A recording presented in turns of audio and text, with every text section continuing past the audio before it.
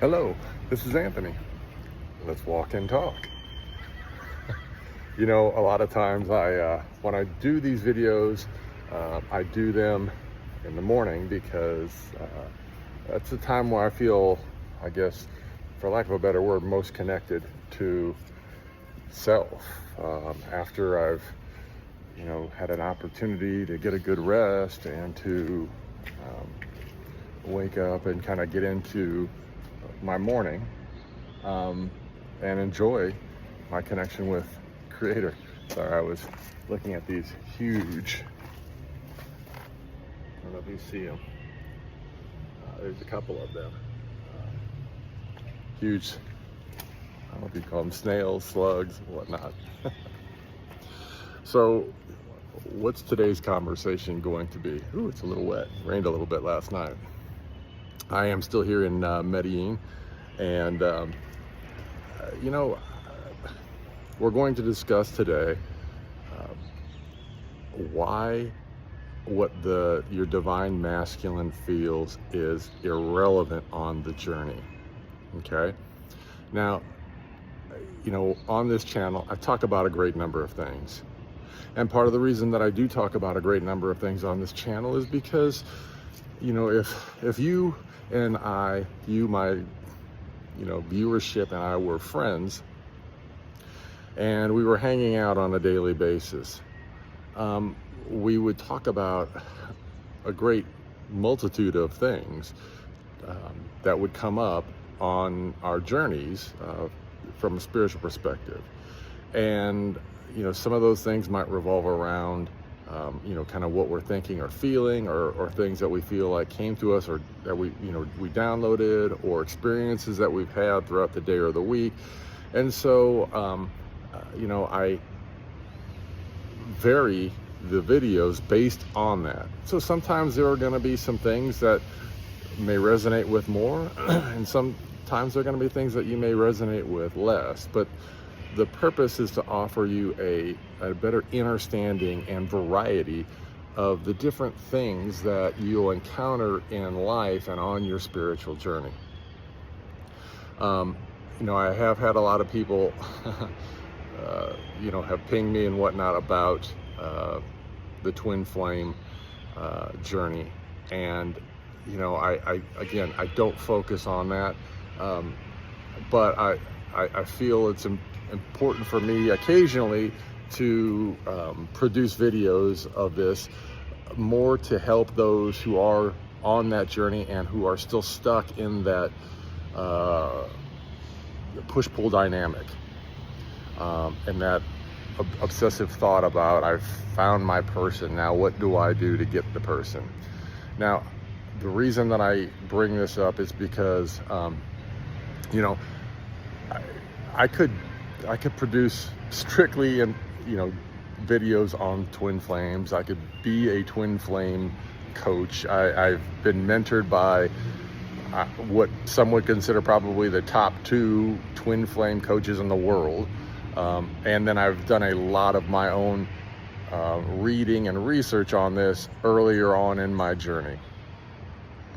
And that is when, for me, it got to a point where I understood that the journey wasn't about somebody else. The journey has been and always was about me, and about self-love and self-care and self-respect, and understanding the world in a different way, and having unconditional love for those around me, including my divine masculine, my DM.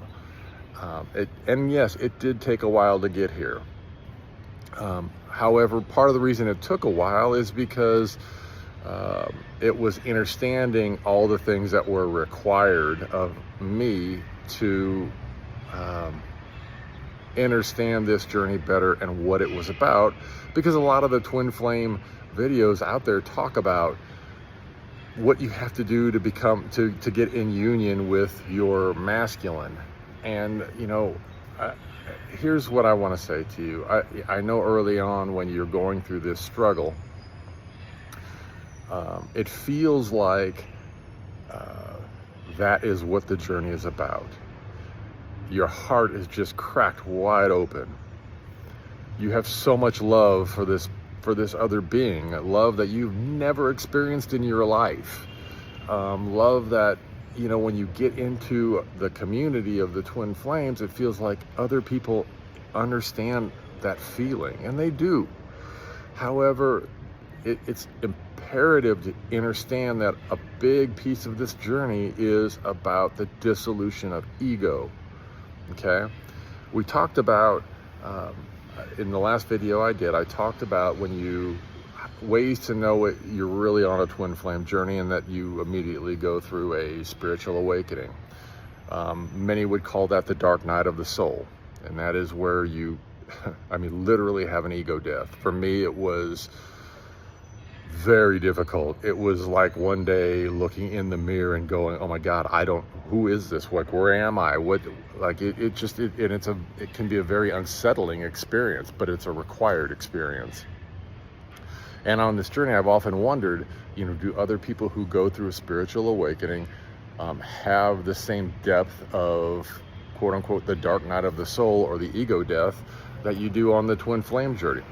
That I cannot answer. Again, I'm not here to judge other spiritual awakenings. You know, the purpose is the same purpose in the end. It's for us all to better understand, you know, ourselves and who we are and what we are and why we're here, and all of the things, and to bring our special and unique, authentic selves to the world, to allow others to see that it's okay to take off the masks. It's safe. You are loved and accepted because you love and accept self. So I'm going to give you 3 examples of why what the Divine Masculine thinks and feels on this journey is completely irrelevant, to help you, no matter where you are in this, to better understand the direction you should consider on the journey. Again, it's your journey. I'm not going to tell you what to do.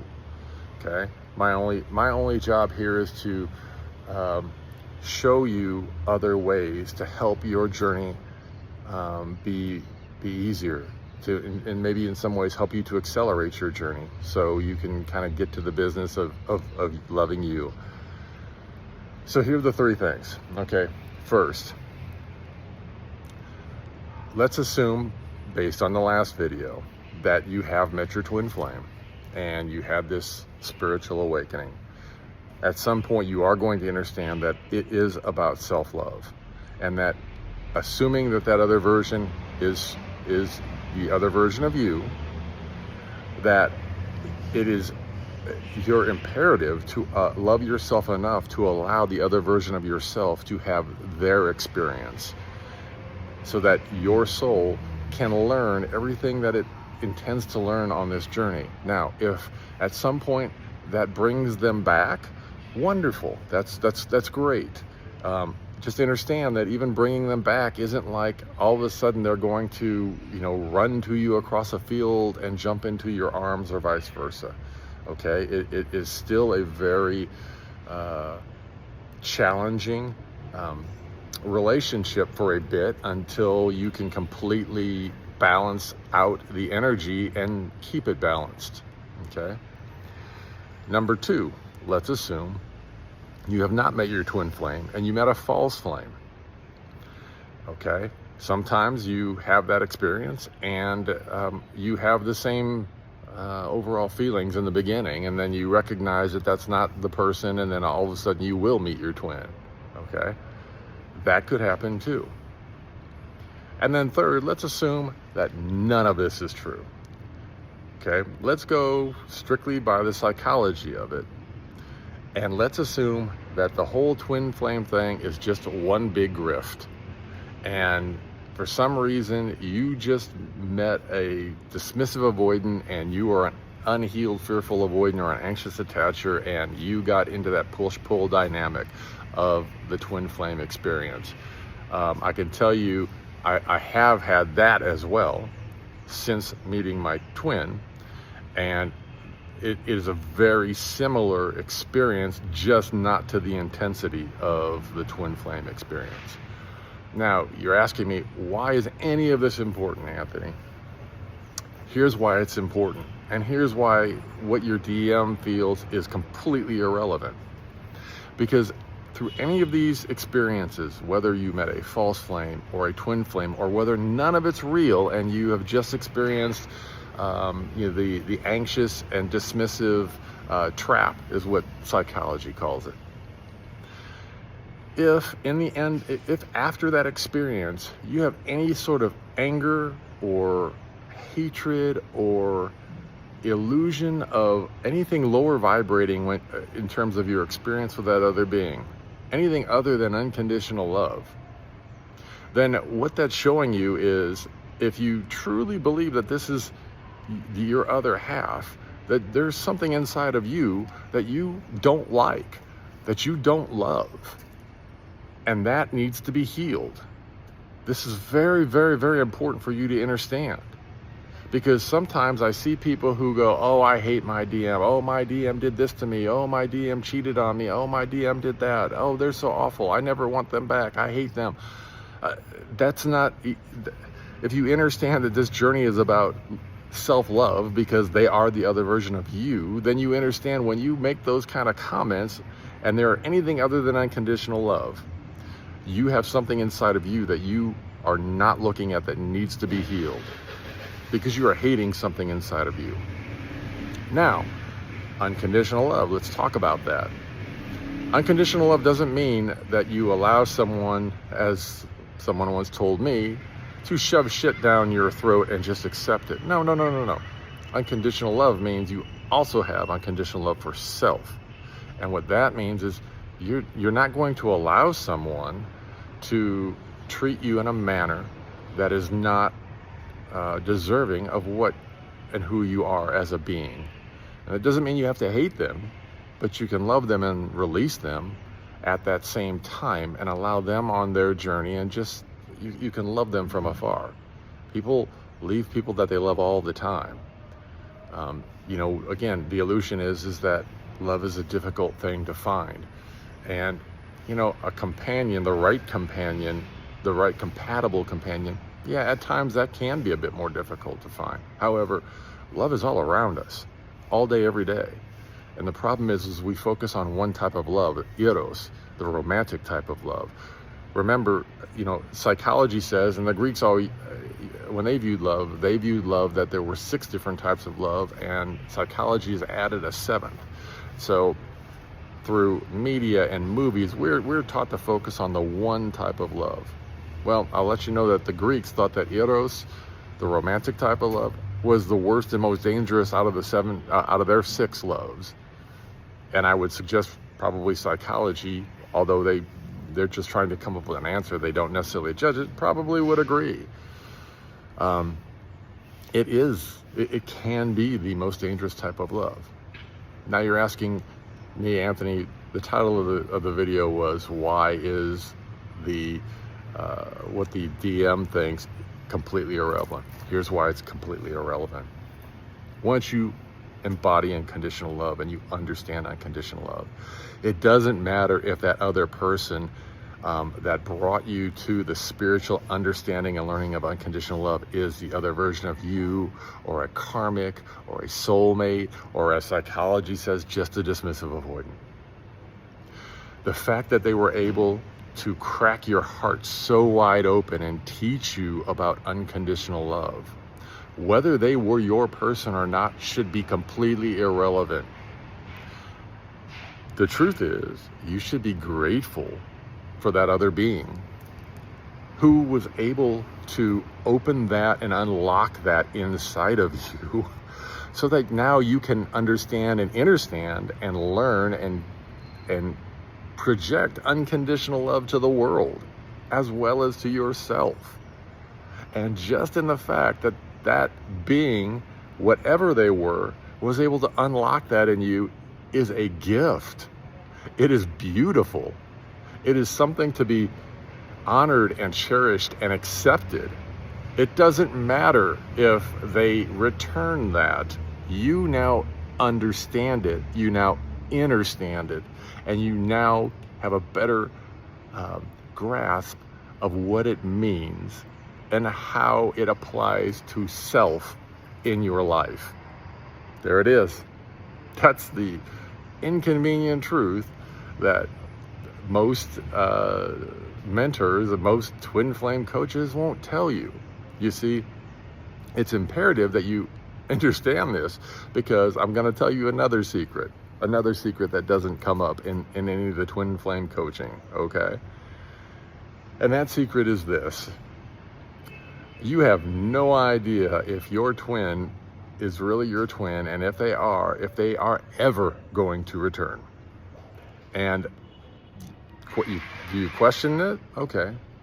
Ask your twin flame coaches, how long does it usually take for your twin to return? And guess what? They're always going to give you the same answer. Well, everyone's soul journey is different. They're never going to give you a timeline, ever.